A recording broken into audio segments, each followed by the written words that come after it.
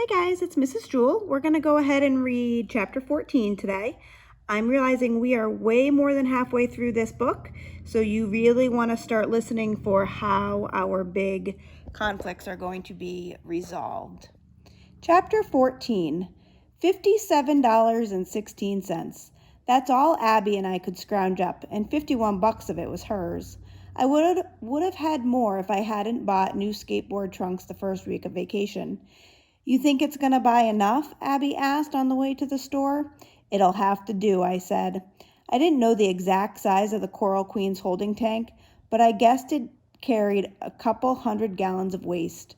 I also didn't know how much dye we could get for $57.16.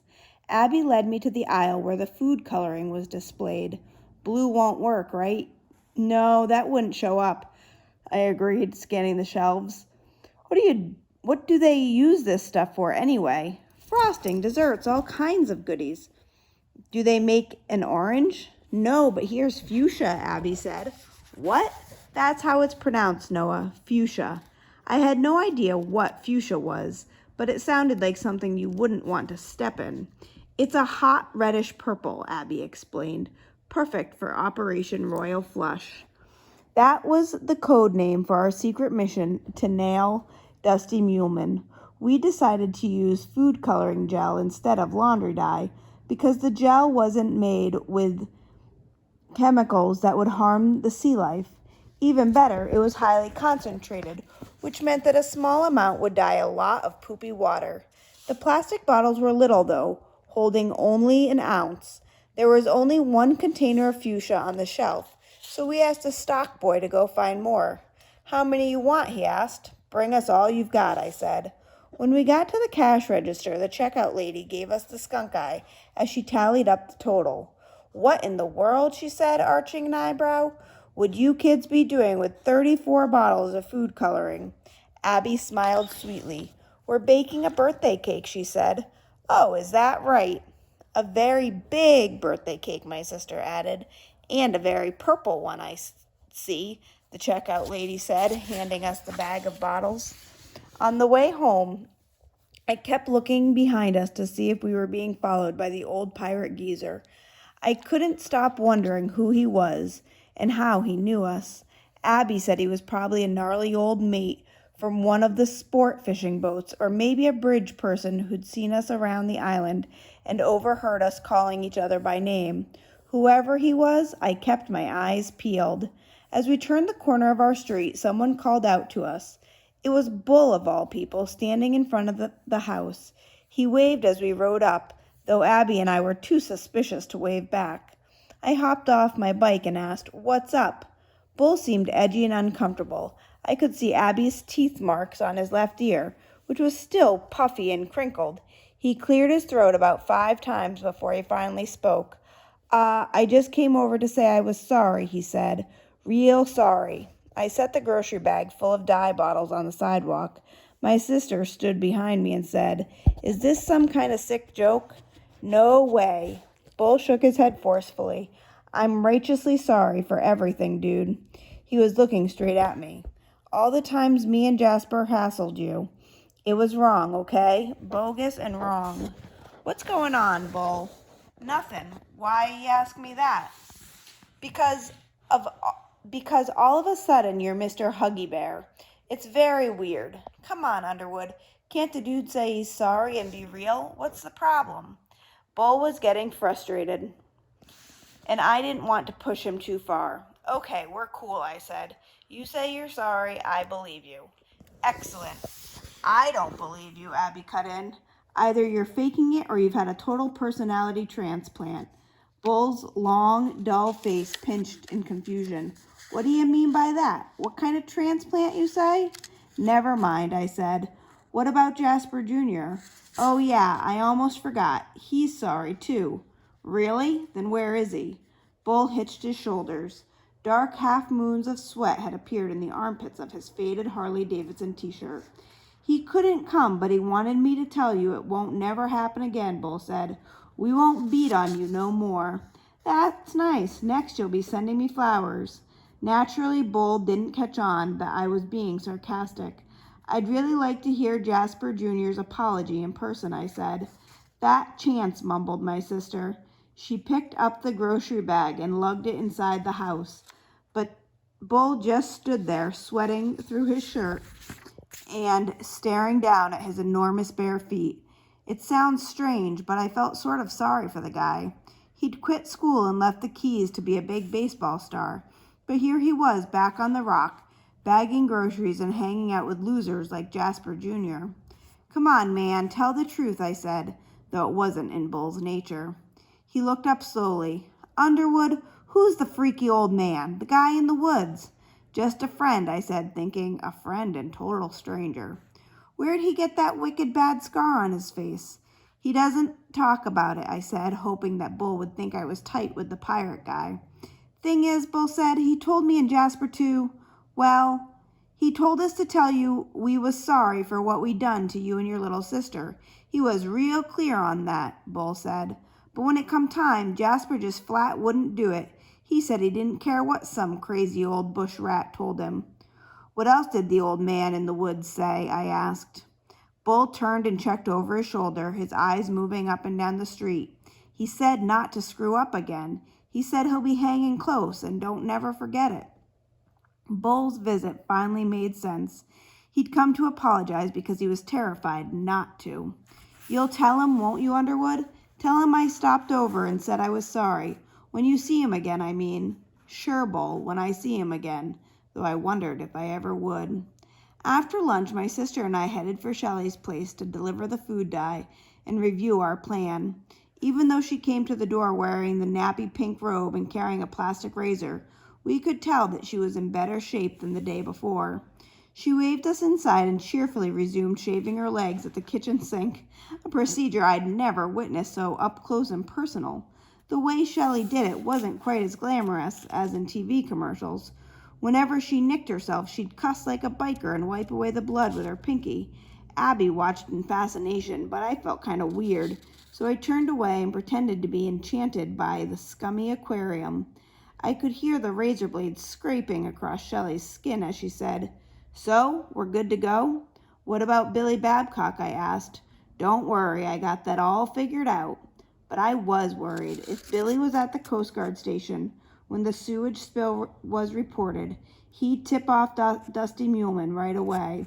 It wouldn't take long for Dusty's crew to unhitch the Coral Queen and take her offshore where they could flush the holding tank until there was no trace of our dye and no way to connect Dusty to the crime. Ever since he heard Lace was gone, Billy's been spending lots of time at my bar, Shelley said, leaving $10 tips on $10 tabs. Did he ask you out? Abby said. Only about 2 or 3 times a night. Shelley tossed the plastic razor into a trash basket, poured herself a cup of coffee, and sat down at the dinette. I'll handle Billy Babcock, she said with a confident smile. Now let me see what you got.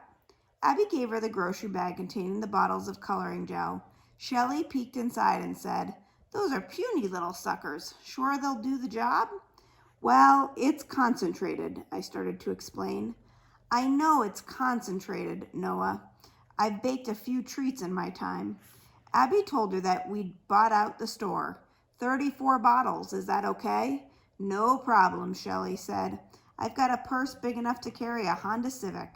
She held up one of the bottles. Ever used this stuff before? Abby and I shook our head. Well, it doesn't pour out like water. It's more gooey like sunblock. So you've really got to squeeze, Shelley said, demonstrating on a capped container. 34 bottles. That's going to take some time. I hadn't thought about that when we'd picked out the gel. Neither had Abby. See, it's just me working solo behind the bar, said Shelley. And Dusty doesn't like his customers to go thirsty. I only get 2 15-minute potty breaks every night, which ain't nearly enough time to flush all this stuff. Does that mean you can't help us? I asked. Now don't you get your shorts in a knot, she said. I'll tell Dusty I got sick off the shrimp salad. What's he gonna do, make me go in a bucket?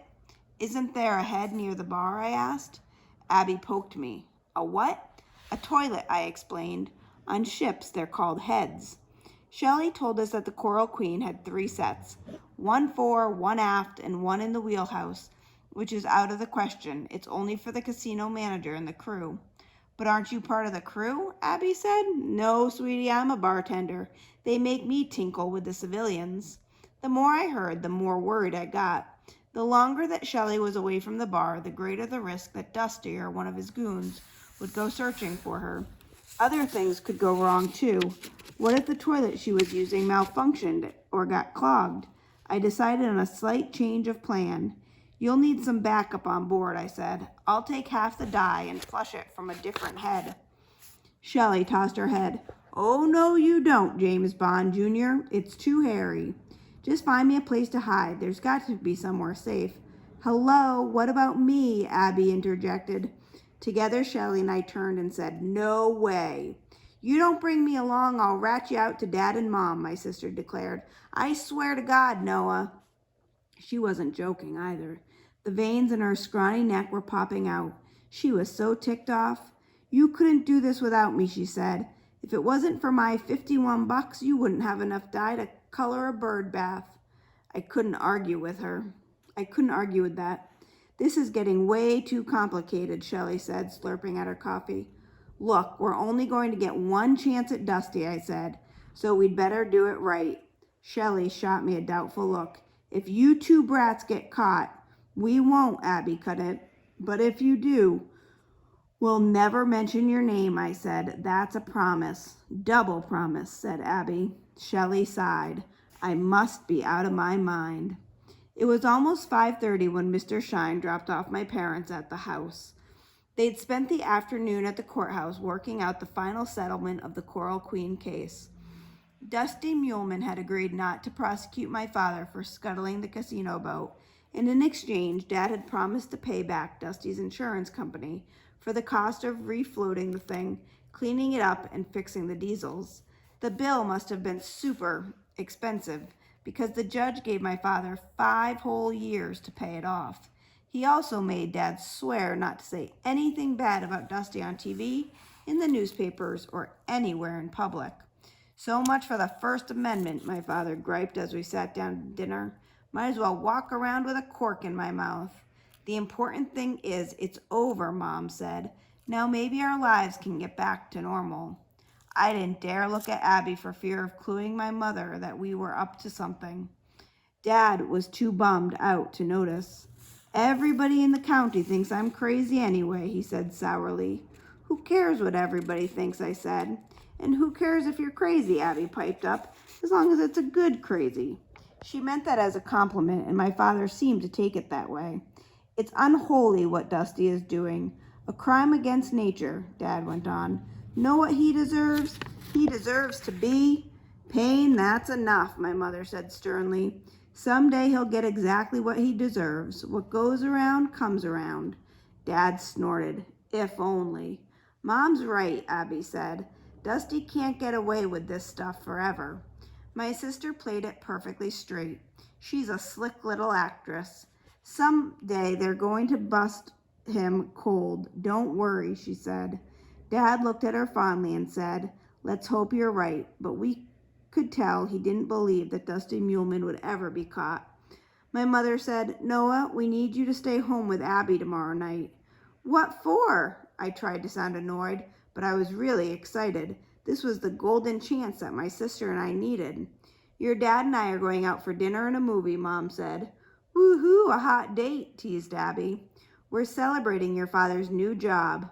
Oh yeah, Dad said dryly, my exciting new career, towing numbskull tourists off the Bonefish Flats. Well, doesn't it beat driving a cab, I asked. True enough, he admitted. I want you both in bed by 11, not a minute later, Mom told us. You hear me? Absolutely, I said. Double absolutely, said Abby. 11 sharp. Neither of us could look Mom in the eye. It felt lousy lying to her. But honestly, we had no choice. Not if we hoped to catch Dusty Muleman red-handed, or fuchsia-handed to be exact. Which brings us to the end of chapter 14. Have a great day, guys. Bye.